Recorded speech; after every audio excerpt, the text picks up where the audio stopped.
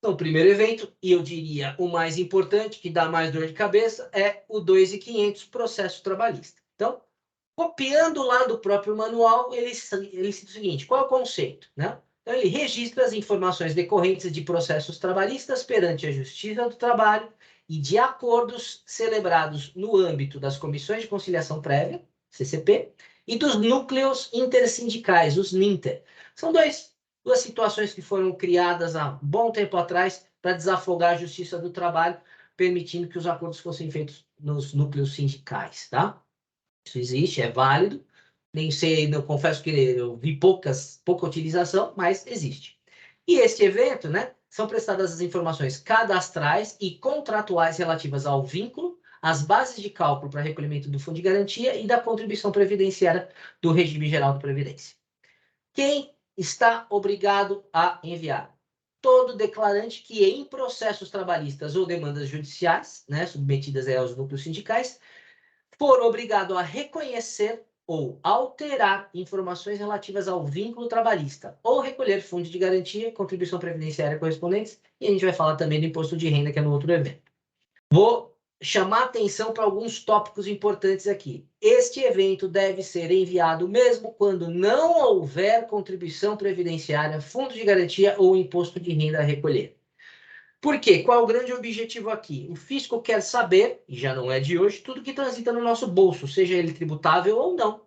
Por isso que a gente, inclusive, faz aquela declaração de imposto de renda, né? Geralmente lá em abril, maio. Mas também todas as empresas mandam a tal da DIRF, né? No comecinho do ano, justamente para viabilizar isso.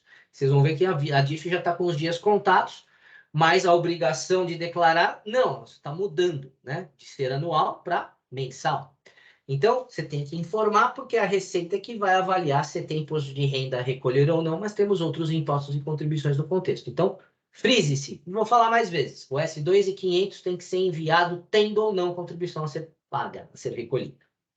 Muito bem. Qual que é o prazo de envio? O dia 15 do mês seguinte a algumas situações aqui. Ao trânsito em julgado da decisão líquida proferida no processo trabalhista. Ah, eu estou com um processo em andamento, está discutindo, tem que mandar alguma coisa? Não.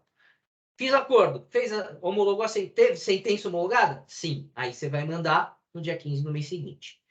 Só que podem acontecer outras situações. Primeiro, o trânsito em julgado, mas às vezes o trânsito em julgado não traz os valores, não homologa o cálculo. Então, tá bom.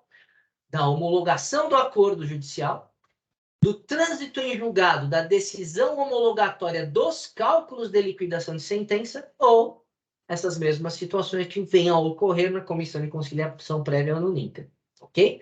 Então, tudo isso aqui, o que acontecer por último e que permita efetivamente a transmissão, principalmente a questão do trânsito em julgado da decisão homologatória dos cálculos de liquidação de sentença, porque é aqui que a gente vai saber o que é remuneratório e o que não é no fim das contas, né?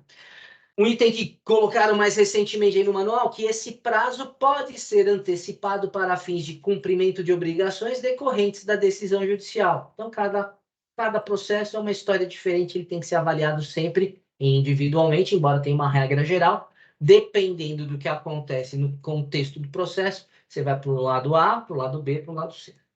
Devem ser prestados nesse evento, independentemente do período abrangido pelas decisões e acordos, as informações relativas ao processo trabalhista, cujas decisões transitaram em julgado do dia 1/4/23 em diante. Repito, isso está no manual, a instrução está por ser alterada ainda.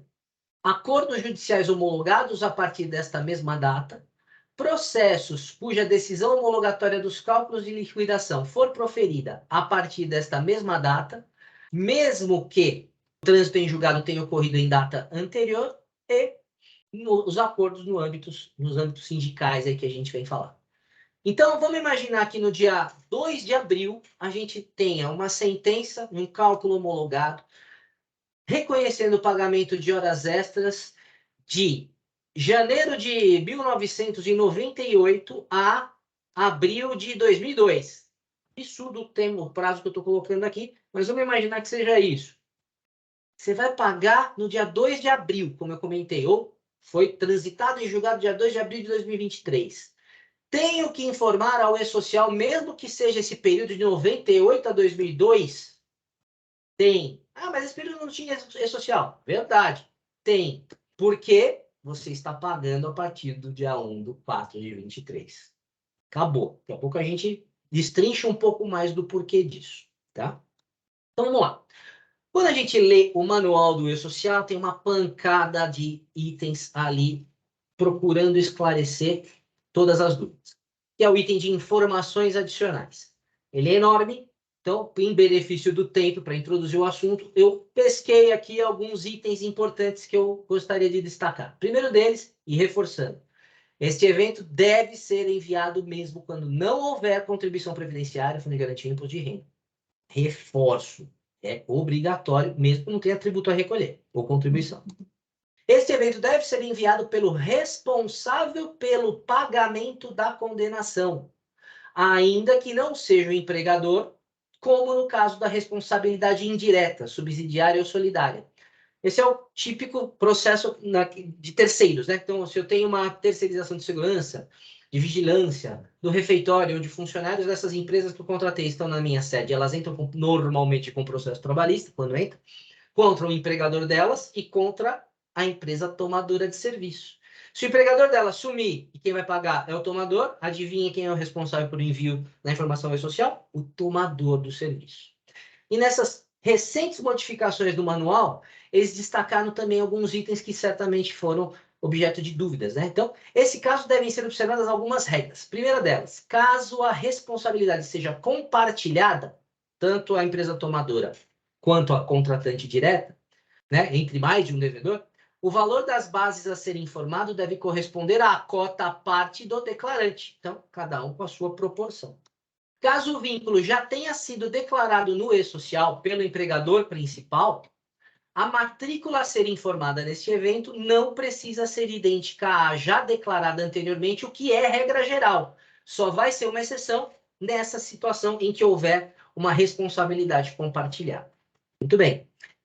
Em caso de informações prestadas sofrerem alteração decorrente de nova decisão ou de acordo, este evento deve ser retificado, cujo prazo é dia 15 do mês seguinte ao da nova decisão ou acordo.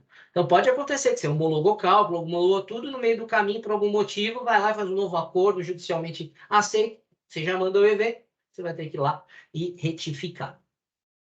E os valores das verbas remuneratórias e indenizatórias, bem como as bases de cálculo de contribuição previdenciária FGTS, devem ser informados com seus valores originais. Essa foi divulgada hoje. Muito embora já se considerava isso quando a gente analisa as obrigatoriedades, principalmente previdenciária, lá na instrução mais recentemente divulgada, que é a 2110, onde ela fala, né, que você tem que mencionar mês a mês, e o INSS tem um método específico de atualização de contribuições, o fundo de garantia tem outro, o trabalhista tem outro, ok? Então, esses são os principais itens que nos chamam a atenção aí dentro das informações adicionais. Só que é muito texto, né? Vamos tentar exemplificar um pouquinho. Como qualquer processo de informatização, é necessário estabelecer um padrão. E qual foi o padrão primário que foi estabelecido? 6 tipos de reclamatória trabalhista estão aqui colocados como tipos de contrato. Primeiro deles, trabalhador com vínculo formalizado, sem alteração nas datas de admissão e desligamento. Ele entrou com processo pedindo diferença de AF, comissão, etc., mas a data que ele entrou é a mesma, e a data que ele saiu é a mesma. Não teve nada de período sem registro, período como autônomo, coisa que vale. Maravilha. Neste caso, basta apenas e tão somente o envio do S2500, que tem tramitação totalmente independente da folha de pagamento. Então, em tese, pode ser enviado pelo advogado ou por qualquer outro escritório, ou qualquer outro prestador, ou qualquer outro profissional dentro da empresa, nessa situação. Porque nos itens 2, 3 e 4, que daqui a pouco eu viro o slide, podem acontecer, dependendo do processo, alterações na data de admissão, na data de desligamento ou em ambas. Só que a admissão é informada originalmente no E-Social no evento S2200 e o desligamento originalmente no S2299. Se essas datas são alteradas, eu tenho necessariamente que fazer a correspondente retificação.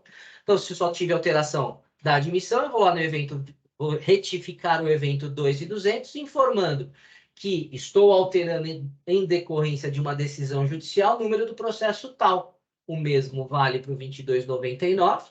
E no item 4, quando as duas coisas acontecem dentro do mesmo processo, se retifica as duas situações.